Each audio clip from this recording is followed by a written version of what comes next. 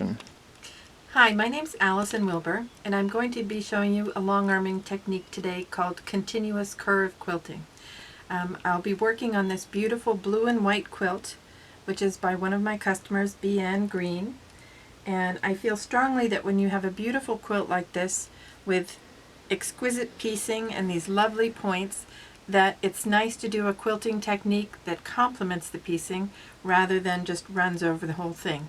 So we're going to be doing a continuous curve, and I'll start now, and I will be going in gentle curves that follow the piecing like this.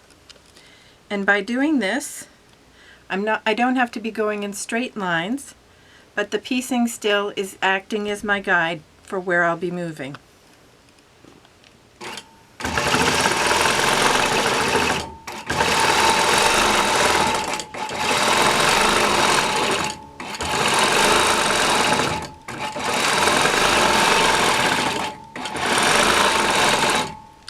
What I'm doing is at each point I'm aiming to end up at the very point and then move on to the next point.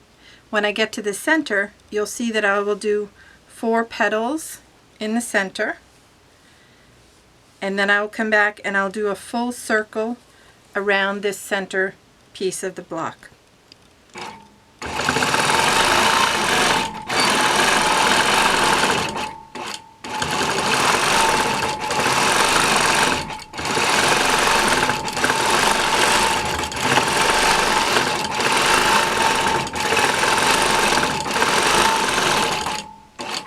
While I am trying to get a nice gentle arc on each section, I'm not worrying if they're not exactly identical. When you step back a few feet, you're going to get the overall texture impression.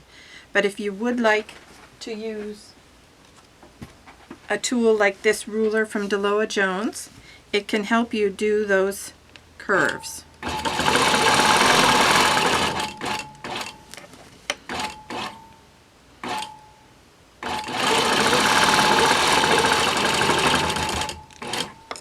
But since I've done a lot of these curves, I'm just going to do it freehand.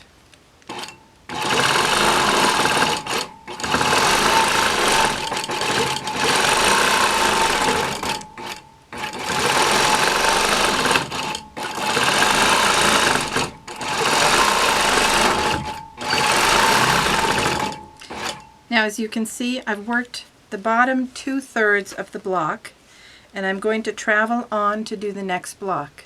I'll do that all the way down to the end, and when I come back, I'll come back along the top third.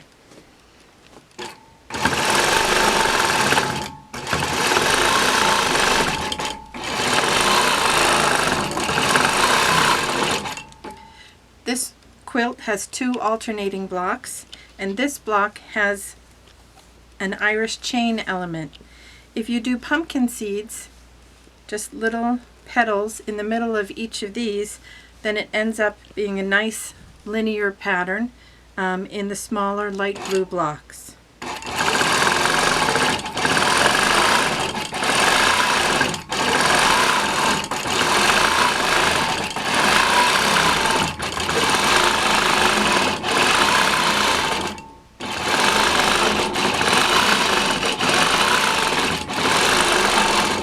Again, I'm going to go with the petals in the center 4 patch here, and it will make 4 pretty petals in the center.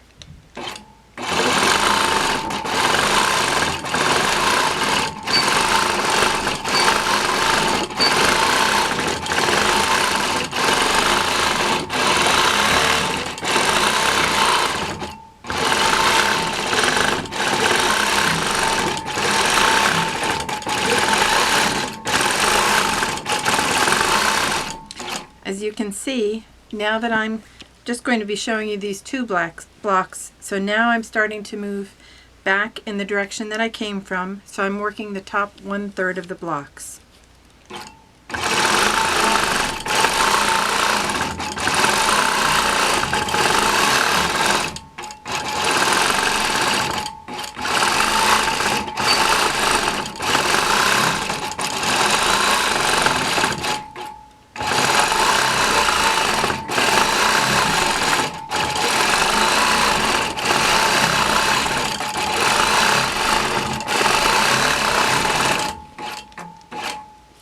So that's how I finish up the block. And as you can see, each of the blocks has this pretty 4-petal design in the center.